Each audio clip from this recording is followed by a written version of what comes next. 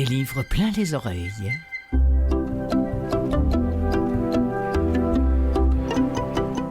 Bonjour à vous toutes et vous tous, c'est Clotilde Sey au micro de Canal M pour vous présenter une fois de plus Des livres plein les oreilles, une émission qui ne se consacre qu'aux livres audio, comme j'espère vous le savez déjà. Cette semaine, au menu du jour, vivez-vous de la culpabilité, de la honte, de la peur, du manque d'amour de vous-même? Vous êtes incapable de vous regarder dans la glace tellement vous ne vous aimez pas? J'ai peut-être un livre pour vous. Ça s'appelle « Faire la paix avec soi-même » et c'est un livre audio, bien évidemment. Ensuite, j'ai pour vous le roman de l'Académie française, a été remis à Miguel Bonnefoy pour Le rêve du jaguar et j'en ai un extrait. En Belgique, oui ça je suis pas sûre d'avoir le temps de vous en parler aujourd'hui, on va comme oublier la Belgique pour cette semaine. Après je vais vous faire entrer dans les cuisines d'Alexandre Dumas et puis comme j'enregistre cette émission le 31 octobre, eh bien j'ai aussi envie de vous présenter La vie des spectres de Patrice Jean. En seconde partie, il sera question de Chopin, dont on vient de retrouver une partition inconnue.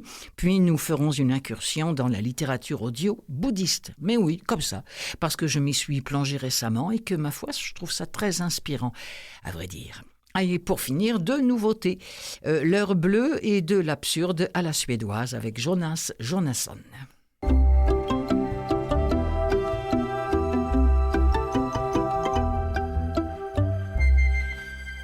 Les livres de croissance personnelle, nous, simplement, moi je les appelle les livres qui font du bien. Les livres qui nous font des petits rappels sympas lorsque la chaîne débarque, en quelque sorte. Ces livres-là ne sont pas à dédaigner. D'ailleurs, ils font partie de ceux qui se vendent le mieux en livre audio.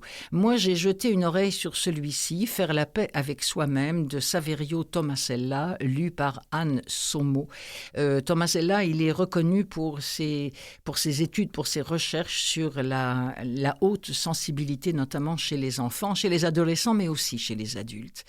Son livre, Apprendre à s'aimer, c'est difficile. Ça demande du temps. Il s'agit à la fois de se connaître soi-même et d'être fier d'exister avec ses qualités, avec ses manques. Mais voilà, nous sommes singuliers et nous sommes uniques. Alors l'auteur nous invite sur le chemin de cet apprentissage. Quelles en sont les étapes ?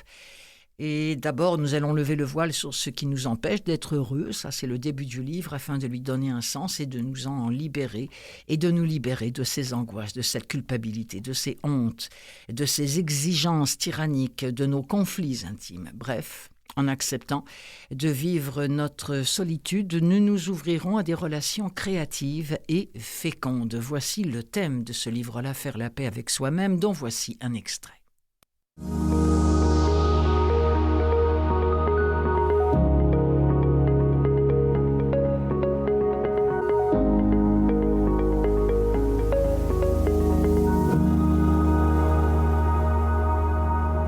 Nous aspirons tous à être aimés. La confiance est une réalité qui concerne chacune et chacun tout au long de son existence. Notre quotidien est fait de moments contradictoires. La fatigue succède au dynamisme, l'agacement à la bonne humeur, la déprime à l'enthousiasme. Chacun souhaiterait que son temps intérieur soit plus souvent au beau fixe, surtout quand les discours ambiants tentent d'effacer les souffrances, de refuser les passages à vide, de nier les épreuves. Il est délicat de parler de son malaise, de s'épancher, de demander de l'aide. Peur du ridicule, crainte d'être jugé, de se sentir dévalorisé, de laisser voir ses défaillances. Être bien avec soi-même peut paraître simple. Chacun a son idée sur la question. Certains regorgent de certitudes qu'ils voudraient imposer à leur entourage pour mieux se convaincre eux-mêmes. Pourtant, les conseils et les résolutions ne tiennent pas longtemps. Alors que faire ? Commencer par nous entendre sur les mots nous permettra d'avancer plus facilement. Nous parlons de la confiance et de cette expression estime de soi très répandue de nos jours. Confier veut dire se fier à quelqu'un, compter sur sa fiabilité. Confiance vient de confidence, le secret partagé, l'intimité de son existence un instant dévoilée devant une personne sûre. La confiance implique l'espérance d'être accueilli tel que l'on est, d'être écouté, entendu, accepté. C'est dire son importance dans la vie de chacun de nous. L'estime a un sens différent. Estimer, c'est valoriser, accorder une valeur à un objet en vue de l'échanger. L'aspect marchand de l'estimation peut paraître déplacé lorsqu'il s'agit de soi. Même dans une société fondée sur les transactions économiques, financières ou commerciales, l'humanité de l'être demeure au-delà de l'échange matériel. Historiquement, c'est vers 1300 que le verbe estimer remplace le verbe esmer, qui était devenu un homonyme d'aimer. Nous voilà devant la question essentielle. Comment s'aimer soi-même? L'amour de soi ne serait-il pas la quête fondamentale? Dès lors, il s'agirait de mettre fin à nos guerres intérieures, de parvenir à s'aimer et de laisser grandir la confiance en soi, pour se donner enfin toutes les chances de goûter au bonheur. Chapitre 1. Je suis mal dans ma peau, je déprime, je me dévalorise. Détecter ce qui ne va pas chez les autres peut sembler facile, comme il peut nous paraître plus simple de dissimuler les aspects de notre personnalité que nous n'apprécions pas. De cette façon, aucun signe extérieur ne permet à l'autre de supposer ce qui est pour nous source de mal-être. Il est toutefois préférable de tenter de chercher de l'intérieur les indices d'une faible estime de soi. C'est une démarche plus juste, car elle tient compte de la singularité de chaque personne et de chaque histoire. Surtout, une fois qu'auront été identifiés les vécus de malaise, une transformation sera envisageable qui correspondra aux capacités créatives de chacun. Seule cette disposition débouche sur la confiance en soi. Complexe, vous avez dit complexe? Ces mots sont tellement employés, tellement entendus, qu'ils finissent par ne plus avoir de sens. Les spécialistes ont tendance à en abuser au lieu de s'exprimer simplement. Quoi qu'il en soit, les termes techniques nous coupent de nous-mêmes. Ils sont une protection, une façade qui empêche d'aller au fond des choses. Alors que pour tout être humain, l'important est d'apprendre, à partir de ses ressentis, à repérer et à se représenter les difficultés relationnelles auxquelles il est confronté, pour inventer une façon de les dépasser. Le regard des autres sur soi, miroir ou reflet?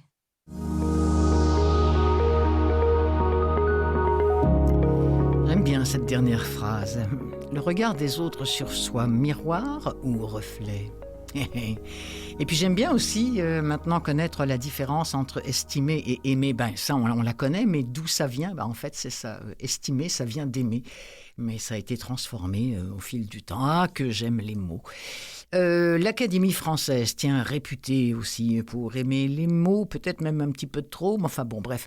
L'Académie française remet chaque année le Grand Prix du roman et en 2024, il a été décerné à Miguel Bonnefoy pour Le Rêve du Jaguar, publié chez Rivage. Honnêtement, je n'avais jamais entendu parler ni du livre ni de l'auteur, donc je me suis dit, il y a peu de chances que ça existe en audio. Eh bien oui. Alors, voici que je peux vous présenter Ce Rêve du Jaguar, qui est un roman qui donne vie à une mendiante muette de Maracaibo, c'est au Venezuela. Et cette femme recueille un nourrisson abandonné sur les marches d'une église et elle est loin de se douter à ce moment-là du destin exceptionnel qui attend cet orphelin. Il est élevé dans la pauvreté, celui qu'on va appeler Antonio, il va connaître divers métiers, vendeur de cigarettes, il va se retrouver sur les quais en tant que porteur ou encore domestique dans une maison close avant de devenir, grâce à son énergie débordante, l'un des plus célèbres chirurgiens de son pays, avec à ses côtés Anna Maria, une femme absolument exceptionnelle qui va devenir la première femme médecin de la région. Ensemble, ils vont avoir une petite fille qu'ils vont prénommer Venezuela, en hommage à leur terre natale. Bien que profondément liée à l'Amérique du Sud par ses racines et son prénom, Venezuela n'a qu'un rêve, Paris. Cependant, on ne quitte jamais vraiment ses origines. Extrait de Le Rêve du Jaguar de Miguel Bonnefoy.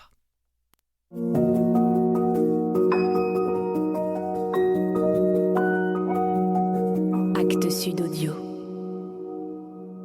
À 6 ans, Antonio ne croyait plus au miracle. vendait des pierres de jet comme porte-bonheur et savait tirer les cartes, car la muette Teresa lui avait garanti que c'était la seule science qui pouvait convaincre les hommes sans avoir l'inconvénient d'être vraie. À 8 ans, elle lui apprit à reconnaître les mauvais aguadores, les porteurs d'eau, qui vendaient l'eau sale du lac en la faisant passer pour de l'eau propre de pluie.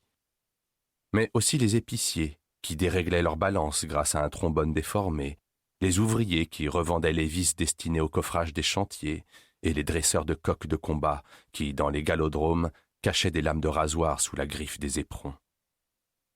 Elle l'avait préparé à cette vie dure, pleine de prudence et de nécessité, de bataille et de méfiance, au point que si un pasteur, pendant une messe, annonçait brusquement la nouvelle qu'un saint s'était mis à pleurer, Antonio était le premier à lever les yeux au plafond de l'église pour voir d'où venait la fuite d'eau. Pela el Ojo était alors une sorte de grand marécage écrasé de chaleur aux rives humides, peuplé de maisonnettes sur pilotis aux portes toujours ouvertes. Les habitations étaient édifiées sur cette eau trouble, avec des cuisines à la belle étoile, de vieux fourneaux noircis et des poubelles flottantes que la ville avait rejetées dans ses faubourgs. On y pétrissait du pain, on y trafiquait du carburant. Les enfants vivaient nus sur ces palafites, circulant sur le squelette de 1000 troncs d'arbres sans cesse rafistolés, pataugeant sur la surface du lac comme les palais de Venise, ce qui autrefois avait fait dire aux navigateurs vénitiens qui étaient venus avec leurs odeurs de vélin et de seaux de cire, qu'ils y reconnaissaient une petite Venise, une Veneziola, une Venezuela.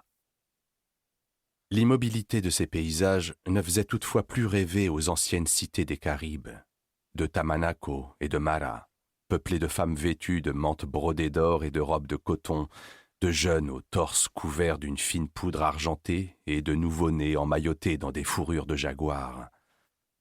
On n'imaginait plus une nation avant les nations, des hommes déguisés en aigles, des enfants qui parlaient avec les morts et des femmes qui se transformaient en salamandres.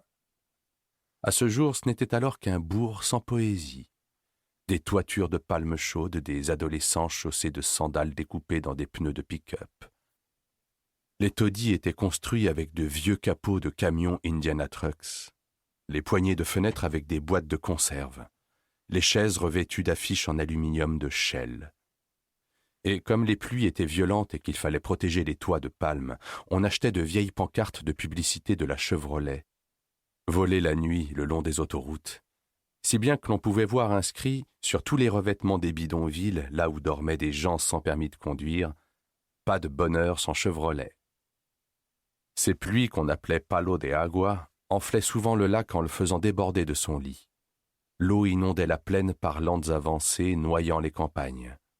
Les averses pouvaient s'abattre en continu pendant 40 nuits furieuses, couvrant les prés de perroquets morts, et quand la marée arrivait jusqu'aux fermes et submergeait les cultures, les milliers de langoustes nageaient depuis le golfe jusqu'aux pousses de maïs et s'offraient un banquet sous-marin qui décimait en 2 semaines la récolte de l'année. On maudissait les langoustes à Maracaibo comme on maudit les sauterelles en Égypte. C'est dans ce monde qu'Antonio grandit en pêchant sur le lac.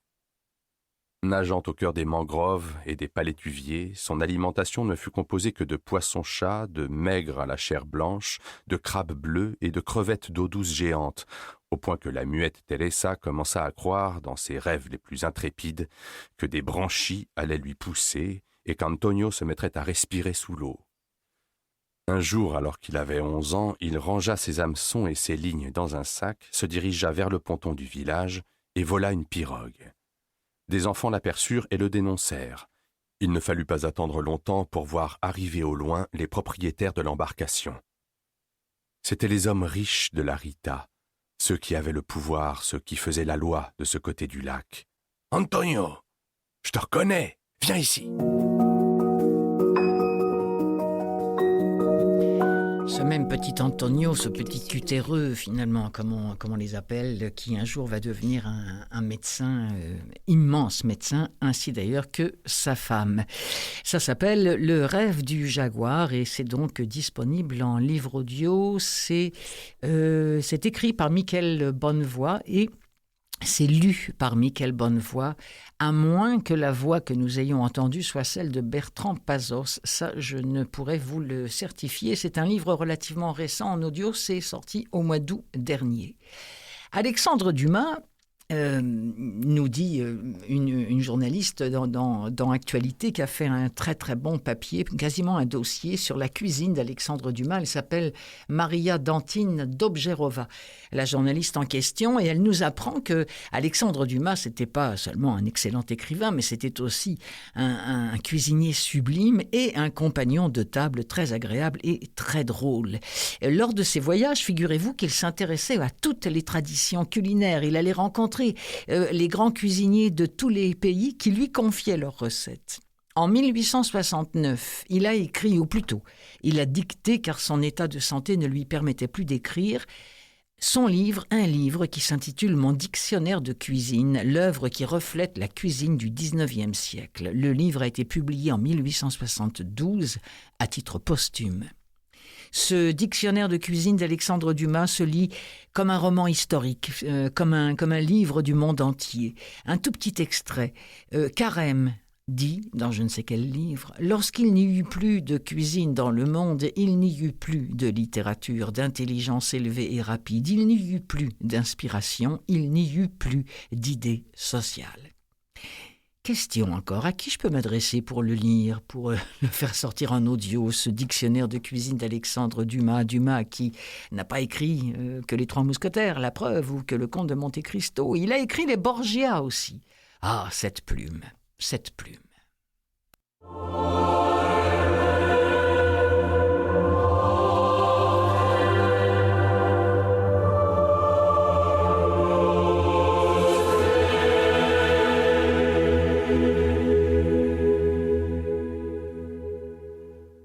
Le 8 avril 1492, dans une chambre à coucher du palais de Careggi, située à une lieue à peu près de Florence, 3 hommes étaient groupés autour d'un lit où agonisait un 4e.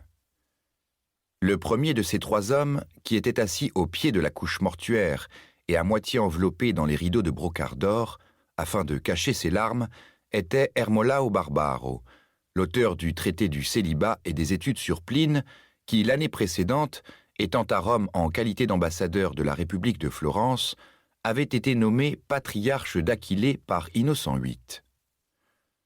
Le second, qui était agenouillé et qui tenait une main du mourant entre les siennes, était Ange Policien, le Catulle du XVe siècle, esprit antique et fleuri, et qu'on eût pris à ses vers latins pour un poète du temps d'Auguste. Enfin, le troisième, qui était debout, appuyé contre une des colonnes torses du chevet, et qui suivait avec une profonde mélancolie les progrès du mal sur le visage du moribond, était le fameux Pic de la Mirandole, qui, à l'âge de 20 ans, parlait 22 langues, et qui offrait de répondre dans chacune d'elles à 700 questions qui lui seraient faites par les 20 hommes les plus instruits du monde entier, si on pouvait les réunir à Florence. Quant au mourant, c'était Laurent le Magnifique, qui, atteint depuis le commencement de l'année d'une fièvre âcre et profonde à laquelle s'était jointe la goutte, maladie héréditaire dans sa famille, et qui, voyant enfin que les boissons de perles dissoutes que lui faisait prendre le charlatan Léonie de Spolète, comme s'il eût voulu proportionner ses remèdes à la richesse plutôt qu'aux besoins du malade, étaient inutiles et impuissantes, avait compris qu'il lui fallait quitter ses femmes aux tendres paroles, ses poètes aux doux chants, ses palais aux riches tentures, et qui avait fait demander, pour lui donner l'absolution de ses péchés, que chez un homme moins haut placé on eût peut-être appelé des crimes, le dominicain Jérôme François Savonarole. Au reste, ce n'était pas sans une crainte intérieure contre laquelle étaient impuissantes les louanges de ses amis que le voluptueux usurpateur attendait le prédicateur sombre et sévère dont la parole remuait Florence et sur le pardon duquel reposait désormais tout son espoir d'un autre monde. En effet, Savonarole était un de ces hommes de marbre qui, pareil à la statue du commandeur, viennent frapper à la porte des voluptueux, au milieu de leurs fêtes et de leurs orgies, pour leur dire qu'il est cependant bien l'heure qu'ils commencent à penser au ciel. Né à Ferrare, où sa famille, l'une des plus illustres de Padoue, avait été appelé par le marquis Nicolas d'Este, il s'était, à l'âge de 23 ans, emporté par une vocation irrésistible, enfui de la maison paternelle et avait fait profession dans le cloître des religieux dominicains de Florence. Là, destiné par ses supérieurs à donner des leçons de philosophie, le jeune novice avait eu à lutter tout d'abord contre les défauts d'un organe faible et dur, contre une prononciation défectueuse et surtout contre l'abattement de ses forces physiques épuisées par une abstinence trop sévère. Savonarole se condamna dès lors à la retraite la plus absolue et disparut dans les profondeurs de son couvent, comme si la pierre de la tombe était déjà retombée sur lui. Là, agenouillé sur les dalles, priant sans cesse devant un crucifix de bois, exalté par les veilles et par les pénitences, il passa bientôt de la contemplation à l'extase et commença de sentir en lui-même cette impulsion secrète et prophétique qui l'appelait à prêcher la réformation de l'Église.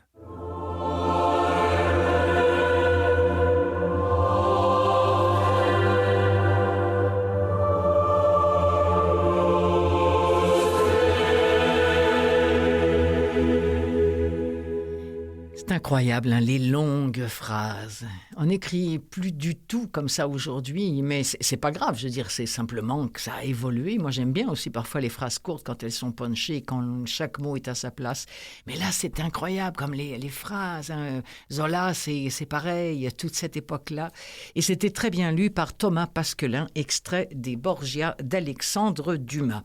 La vie des spectres, maintenant, je ne sais pas pourquoi, je suis restée sur le 31 octobre, sûrement parce que j'enregistrais cette émission-là le 31 octobre.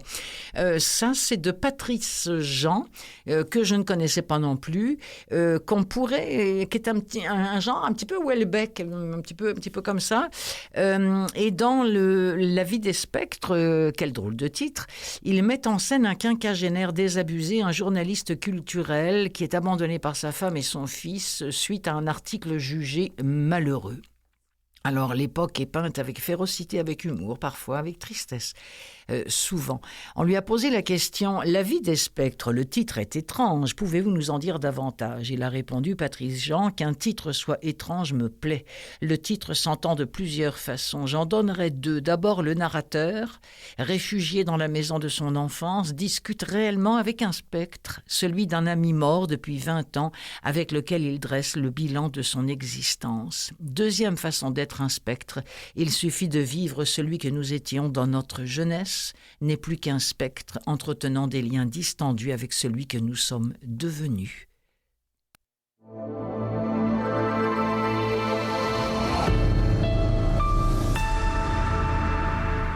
Qu'est-ce que la vie ? Une fureur.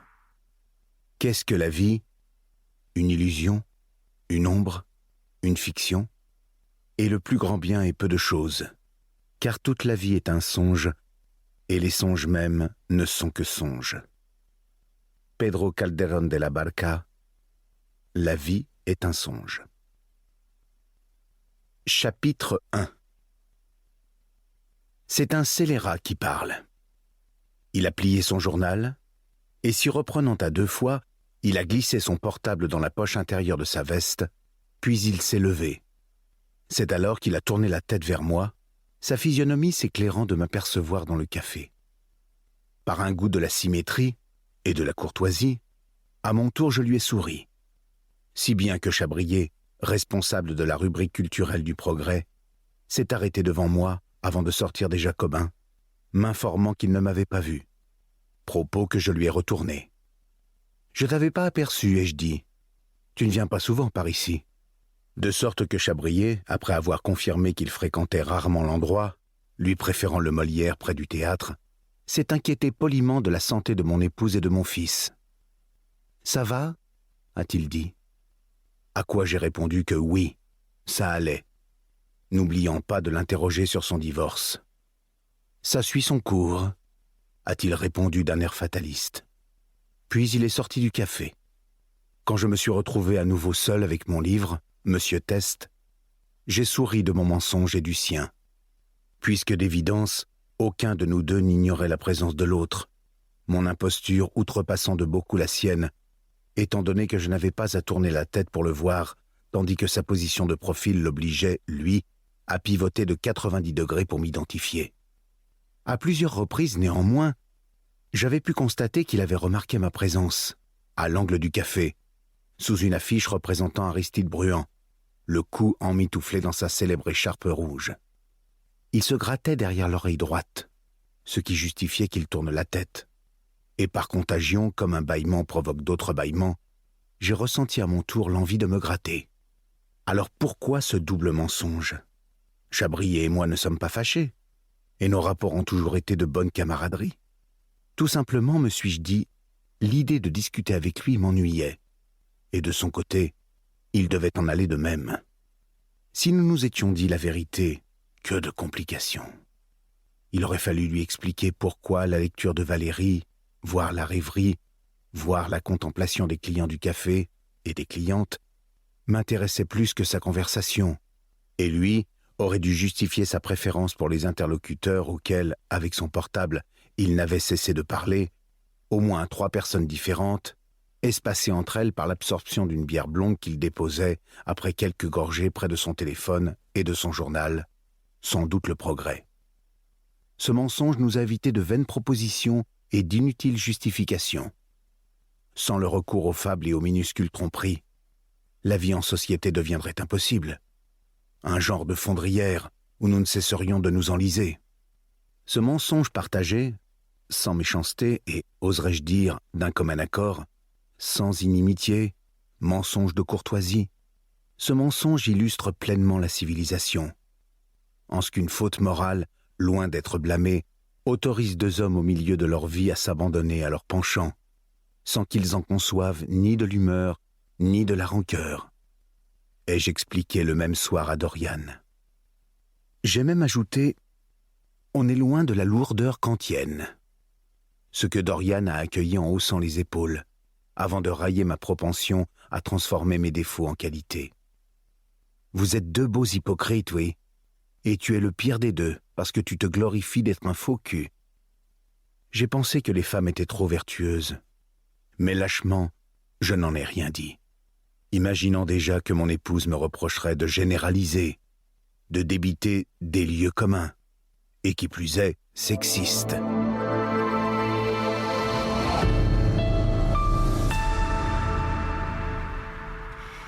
C'est l'extrait qu'on m'a donné, j'en avais pas d'autre. C'était pas évident, hein, mais bon, apparemment, l'apologie du mensonge dans La vie des spectres de Patrice Jean, lu par Jean-Christophe Acquaviva. Vous écoutez l'émission Des livres plein les oreilles, animée et réalisée pour vous par Clotilde Sey.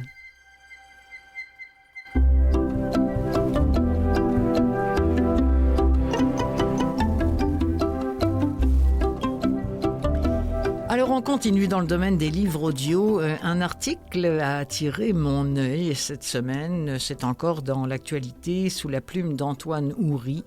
Une partition perdue de Chopin exhumée 200 ans plus tard. En parcourant les collections d'un centre d'archives, écrit M. Houry, le conservateur Robinson McClellan tombe sur une partition rédigée sur un modeste morceau de papier. Alors il prend malgré tout le temps de lire les inscriptions et l'une de ces inscriptions retient immédiatement son attention, Chopin. C'est écrit sur le bout de papier. Grand nom évidemment de la musique romantique. L'ensemble est présenté comme une valse, mais McClellan ne reconnaît pas la composition. Il se dit, mais qu'est-ce que c'est que ça ? Alors il se tourne vers un spécialiste et lui joue les notes de la valse en question et il découvre un morceau assez inhabituel dans le répertoire du compositeur d'origine polonaise. Dans le doute, il consulte un autre connaisseur, Jeffrey Kohlberg, universitaire dont l'expertise est reconnue, rattaché à l'université de Pennsylvanie. Ce dernier a dit « J'en suis resté pantois. J'étais certain de n'avoir jamais vu ça. Le papier et l'encre sont analysés. » Et c'est clair que les notes, cette valse a été tracée de la main de Chopin même, comme le confirme la composition de l'encre et des indices relevés par une expertise en écriture et, comme je vous le disais, du papier. C'est un événement qui n'a pas dû échapper à Éric Emmanuel Schmitt, à qui on doit Madame Pilinska et le secret de Chopin.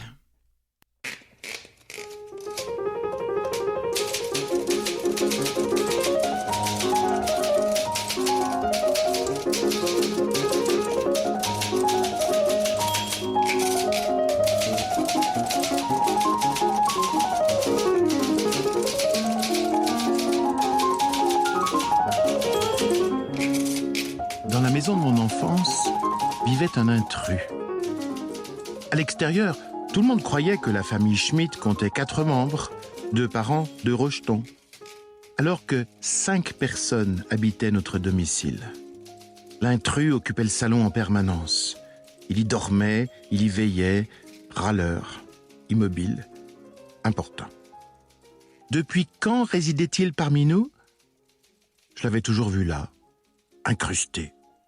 L'intrus s'appelait Schiedmayer, et c'était un piano droit. Notre famille se refilait ce parasite depuis 3 générations. Sous prétexte d'apprendre la musique, ma sœur le tourmentait quotidiennement, ou l'inverse.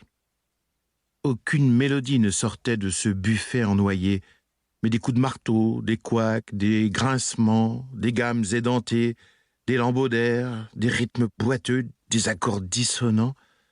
Entre les derniers soupirs et autres marches turques, je craignais en particulier une torture que ma sœur intitulait la lettre à Élise, conçue par un bourreau baptisé Beethoven, qui me vrillait les oreilles comme la fraise du dentiste. Un dimanche, tandis que nous fêtions mes 9 ans, Aimée, tante Aimée, blonde, féminine, soyeuse, poudrée, fleurant l'iris et le muguet, désigna l'ogre endormi. « Ton piano, Éric ?»« Surtout pas, rétorquai-je. »« Qui en joue ? Florence ?»« Il paraît, grognai-je en grimaçant. »« Florence, viens nous interpréter un morceau. »« Je n'en sais aucun, » gémit ma sœur, dont pour une fois j'appréciais la lucidité. Aimée se frotta le menton, lequel s'ornait d'une jolie fossette, et considéra l'indésirable. « Voyons voir. » Je ris. L'expression « voyons voir » m'ayant toujours amusé, d'autant plus que ma mère l'employait sous la forme « voyons voir », disait l'aveugle. Indifférente à mon hilarité, Aimée souleva le couvercle de bois avec délicatesse, comme si elle ouvrait la cage d'un fauve, parcourut les touches des yeux, les effleura de ses doigts fins, qu'elle retira soudain quand un feulement traversa la pièce. Le félin se cabrait, rétif, menaçant. Alors, patiemment, tante Aimée réitéra ses précautions d'approche. De la main gauche, elle flatta le clavier.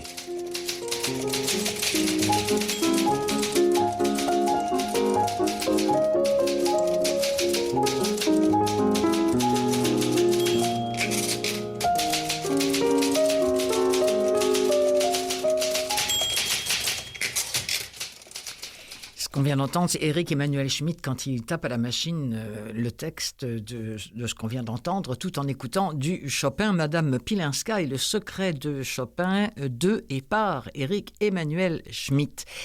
Je pense l'avoir déjà dit à ce micro, mais je le redirai encore. Je suis amatrice, pour ne pas dire complètement accro, aux croque-livres. Vous savez, que l'on voit de plus en plus d'ailleurs surgir dans nos rues, pleines de belles découvertes. Je vous avoue que je les garnis avec assiduité, mais je m'en abreuve aussi de ces croque-livres. Ma plus récente trouvaille, dont je lis au moins 4 ou 5 pages tous les soirs avant de m'endormir, le livre tibétain de la vie et de la mort. Mais celui-ci n'existe pas en audio, qu'à cela ne tienne. J'ai trouvé celui de Tsem Rinpoché, lu par la voix enchanteresse de l'ami René Gagnon. Comment trouver le bonheur par des gestes empreints d'amour, de compassion, de bonté, de tolérance et de clémence, c'est la teneur principale de ce livre qui s'appelle tout simplement Paix, P-A-X.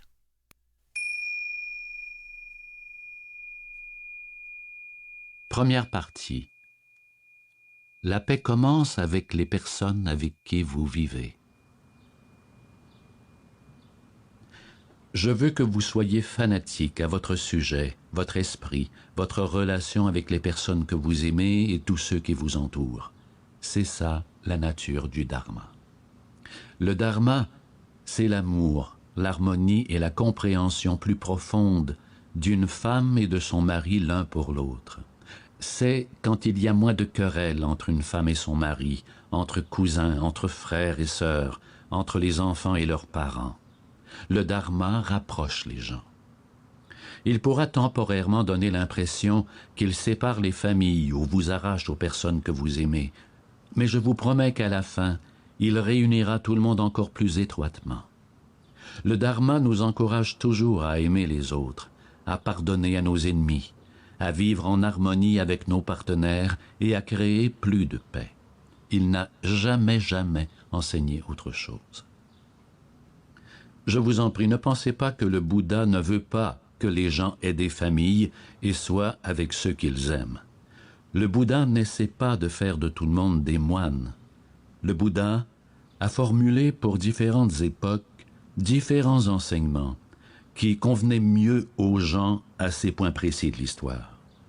Les principaux enseignements bouddhistes de notre époque portent sur la création de la paix intérieure et extérieure, parce que la paix est très importante pour nous tous, en dedans comme en dehors. En ce moment même, nous ne sommes peut-être pas capables d'agir sur ce qui se passe en dehors, mais nous pouvons agir sur ce qui est en dedans, ici et autour de nous. Le dharma consiste à créer de belles relations harmonieuses avec ceux qui nous entourent, à pardonner aux autres les torts qu'ils nous ont causés et à nous pardonner également les torts que nous avons causés. De là, nous devenons petit à petit des individus heureux, légers et insouciants, capables d'apporter cette lumière à d'autres. Nous devons nous rendre compte que tout ce que nous avons n'est là que pour très peu de temps. Et le plus important dans nos vies, ce sont les personnes qui se soucient de nous et qui sont restées à nos côtés en dépit de nos mauvaises habitudes, de notre mauvais caractère, de nos mauvaises paroles et de notre colère. Ce sont ces personnes qui sont importantes. Au bout du compte, nous pourrions tout perdre, sauf elles. Le changement commence par de tout petits pas dans ce que vous faites déjà, peu importe ce que c'est. Si vous avez une querelle de moins avec votre partenaire, c'est du dharma. Si vous avez un attachement de moins, c'est du dharma. C'est évidemment un extrait comme ça, voilà, mais en tout cas, j'aime beaucoup. Il y a un mot qui revient beaucoup dans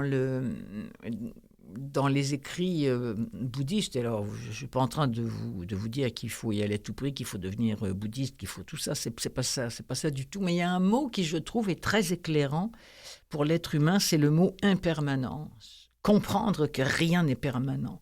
Et pour l'instant, moi, c'est ce qui me fascine le plus dans les écrits du Dalai Lama, mais de plein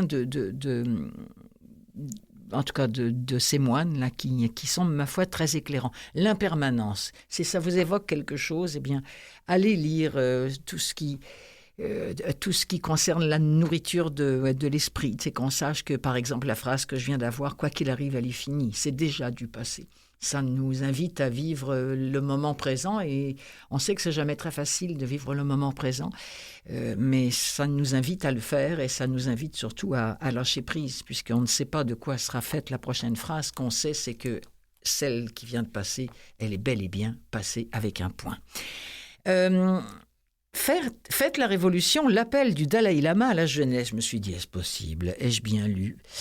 Bon, le livre date de quelques décennies et ça s'entend. Le monde a déjà changé depuis l'époque à laquelle fait référence le Dalai Lama. Hélas, d'autres guerres se sont déclenchées, d'autres fous dirigent le monde et il y a des milliers d'immigrants qui meurent sur l'océan alors qu'ici, comme dans de nombreux pays, on veut limiter le revenu. Ça n'a pas changé. On va écouter ce que le Dalai Lama avait à dire aux jeunes dans les années 80. Extrait.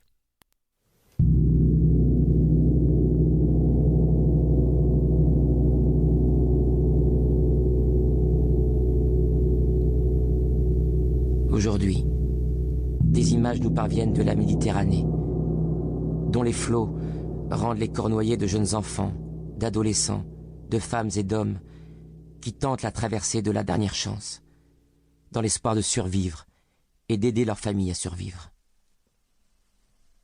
Vous et moi sommes témoins de l'effondrement de l'écosystème Terre, de la baisse alarmante de la biodiversité, avec une espèce végétale ou animale disparaissant toutes les 20 minutes.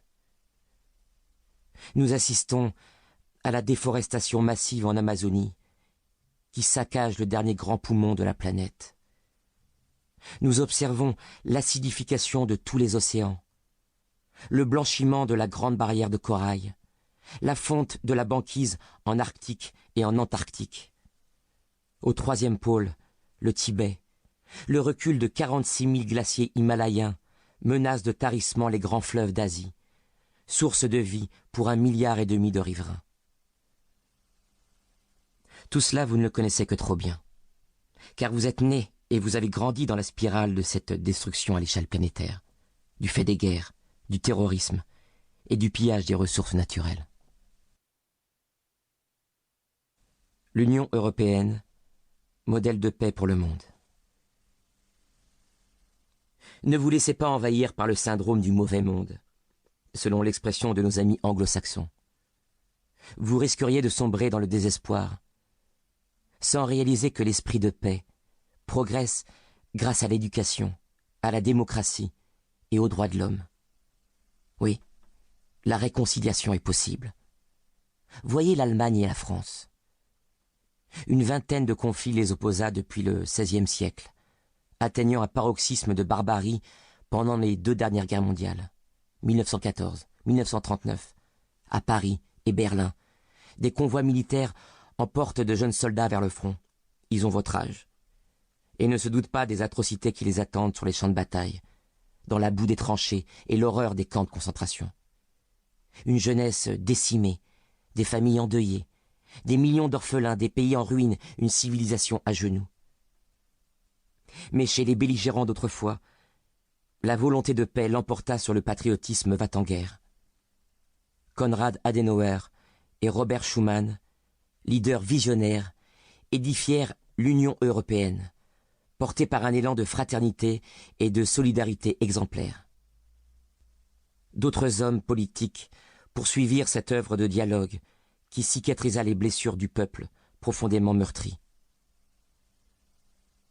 L'Europe me donne bien des raisons d'espérer pour votre génération. Sa dynamique de paix va dans le sens de la nouvelle réalité de ce siècle. Un mouvement que la montée du nationalisme dans certains États membres ne saurait arrêter. Comme vous le savez, il existe déjà sur le modèle européen de nombreuses organisations à vocation régionale de par le monde.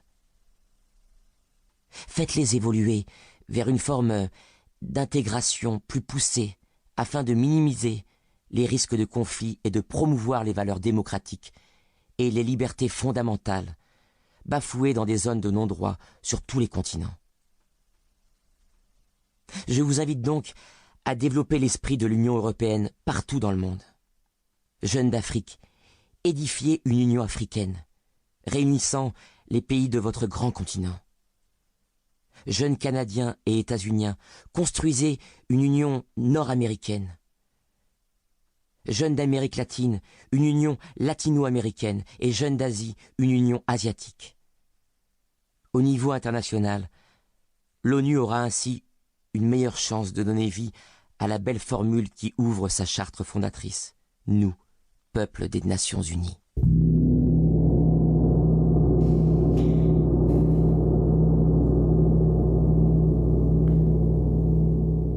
Ça peut sembler puéril, mais quand on y pense, c'est quand même pas mal plein de sagesse, tout ça. Si le sujet vous intéresse, j'avais trouvé un autre livre audio qui s'appelle « 108 perles de sagesse pour parvenir à la sérénité », écrit par le Dalai Lama, lu par Christian Bobet. C'est chez Lizy, édition Lizy, L-I-2-Z-I-E. J'aurais voulu que l'extrait qu'on nous offre nous donne la possibilité d'entendre quelques-unes de ces perles, de ces méditations. Hélas, ce n'est pas le cas. Alors, je me suis quand même dit que ça vaudrait le coup de vous dire que ça existe en livre audio, 108 perles de sagesse pour parvenir à la sérénité.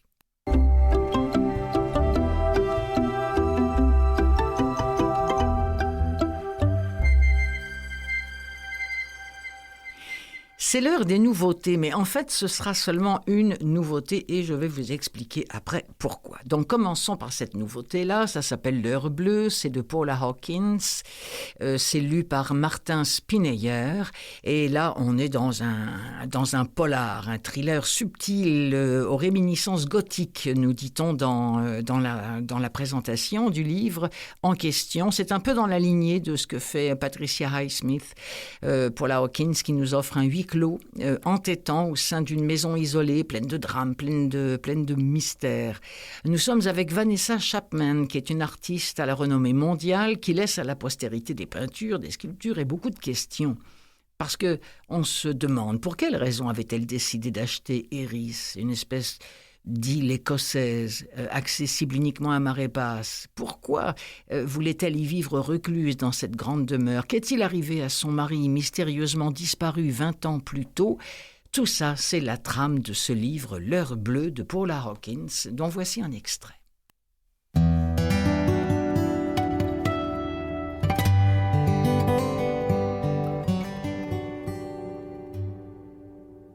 À mon père et ma mère, avec tout mon amour.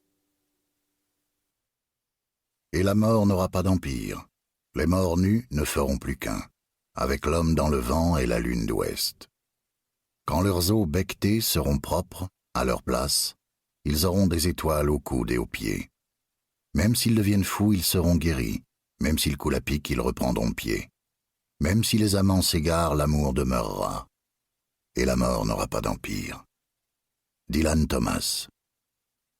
La vie est courte, l'art est long. Hippocrate. La lune m'a réveillée, trop brillante, trop proche. Elle projetait une étrange clarté sur la mer. Avec cette lumière sombre, on se serait cru en plein jour, et j'avais l'impression de regarder le négatif d'une photo. Je n'ai pas réussi à me rendormir, et comme cela fait des semaines que je n'arrive pas à travailler, je suis descendue sur la plage. Sous mes pieds nus, le sable froid m'a donné envie de courir. Il y avait du vent, un vent tiède qui faisait volter le sable et galoper les nuages dans le ciel. Leur ombre semblait me pourchasser. Je n'arrêtais pas de repenser à cette chanson que Grace m'a apprise, celle des loups qui déterrent les cadavres fraîchement inhumés pour éparpiller leurs pauvres ossements à la surface de la terre. Ces derniers temps, je sens la même férocité en moi. J'ai couru droit devant moi jusqu'à ce que l'eau m'arrive aux chevilles. En me retournant vers l'île, vers la maison, vers la fenêtre de ma chambre avec sa lampe de chevet encore allumée, j'ai vu quelque chose remuer à l'intérieur. Un courant d'air dans le rideau, sûrement. Et pourtant j'ai été prise d'un frisson. J'ai guetté un long moment. J'ai prié même tant j'aurais voulu qu'il réapparaisse. Mais il n'y avait rien. Rien, ni personne. Rien que l'eau qui me léchait soudain les mollets et les genoux. Le sable ne voltait plus autour de moi. Je ne pouvais même plus le voir. Il avait été englouti par la mer et j'étais terriblement loin de la rive. Je me suis démenée tant bien que mal pour remonter ce courant, plus fort que celui d'une rivière. Mais j'avais le vent contre moi. Et à plusieurs reprises, j'ai trébuché et je suis tombée à quatre pattes. Le froid me faisait l'effet de gifle qu'on m'assénait sans relâche. Je crois que je n'avais jamais ressenti pareille terreur. Le temps que je regagne les marches, j'étais si épuisée que je parvenais à peine à bouger. Je me suis recroquevillée à même la pierre, prise de violents tremblements. Enfin, j'ai réussi à me relever et je suis rentrée à la maison. Je me suis douchée et habillée. Je suis montée à l'atelier et j'ai commencé à peindre.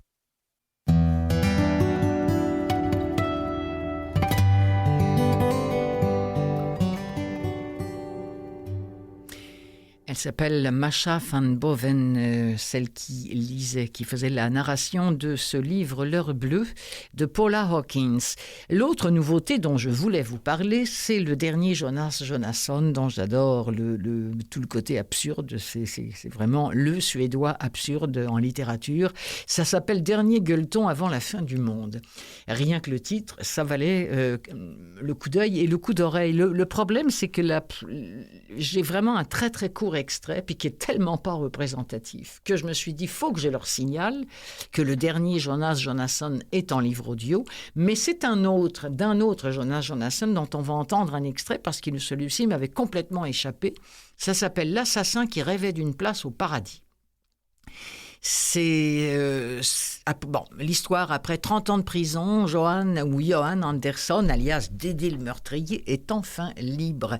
Mais ses vieux démons le rattrapent vite. Il s'associe à Per Persson, réceptionniste sans un sou, et à Johanna Kielander, pasteur défroqué, pour monter une agence de quoi ? De châtiment corporel. Des criminels ont besoin d'un homme de main, Dédé accourt, Père et Johanna, eux, amassent des billets. Alors le jour où Dédé découvre la Bible et renonce à la violence, eh bien, ces deux acolytes décident de prendre les choses en main et de le détourner du droit chemin, c'est le cas de le dire. Et après son vieux qui ne voulait pas fêter son anniversaire, entre autres, il y a aussi son analphabète qui savait compter. C'est à ce malfrat repenti que Jonas Jonasson donne une seconde chance. Voici un extrait de L'assassin qui rêvait d'une place au paradis, lu par Feodoratkin. Ça fait du bien de le voir dans du léger Feodoratkin.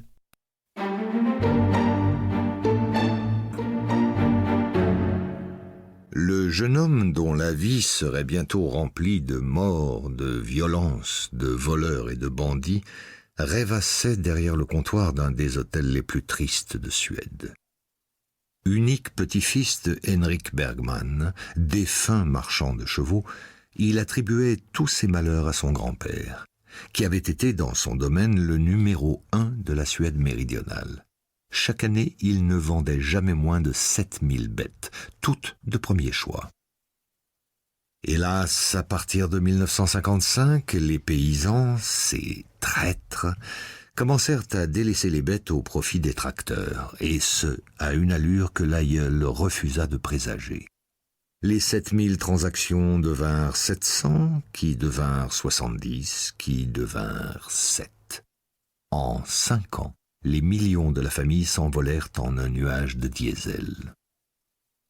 Le père du petit-fils pas encore né essaya de sauver ce qui pouvait l'être. En 1960, profitant des rumeurs qui allaient bon train, il alla prêcher les répercussions de la mécanique auprès des paysans de la région. Dans le sillage des théories selon lesquelles une projection de carburant décuplait les forces, or ces hommes en recevaient souvent, le père évoqua des études qui démontraient que le diesel pouvait entraîner la stérilité masculine. Il n'aurait pas dû. Primo, c'était faux. Et secondo, les paysans, accablés par la voracité de leur abondante progéniture, mais toujours libidineux, trouvèrent cela merveilleux. Se procurer des préservatifs était embarrassant, ce qui n'était pas le cas pour un Massey Ferguson ou un John Deere. Le grand-père mourut indigent, d'une ruade de son dernier animal. Son fils, abattu et sans cheval, remonta en selle en suivant une nouvelle formation. Quelque temps plus tard, il obtint un emploi chez Facit AB, une des premières entreprises mondiales de production de machines à écrire et à calculer. Une deuxième fois, il fut broyé par le progrès.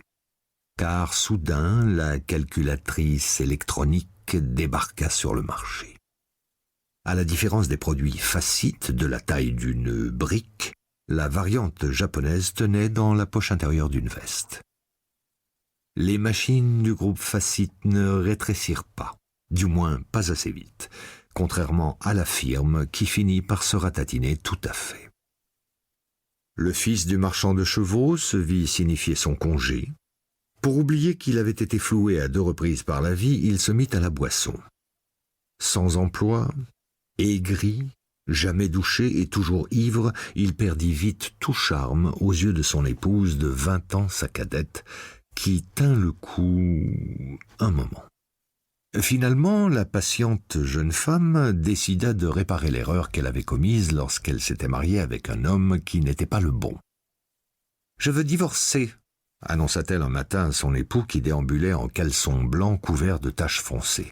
« T'as pas vu la bouteille de cognac ?»« Non, mais je veux divorcer. » Je l'avais posée à côté de l'évier hier soir, t'as dû la déplacer. Ce n'est pas impossible qu'elle ait atterri dans le bar quand j'ai nettoyé la cuisine, je ne me souviens plus, mais j'essaye de t'expliquer que je veux divorcer. Dans le bar, ouais, bien sûr, j'aurais dû regarder, je suis bête. Tu te déménages alors, et t'emmènes l'autre qui fait rien que se chier dessus, hein? Oui, elle emmena le bébé. Un garçon blond comme les blés et aux 12 yeux bleus.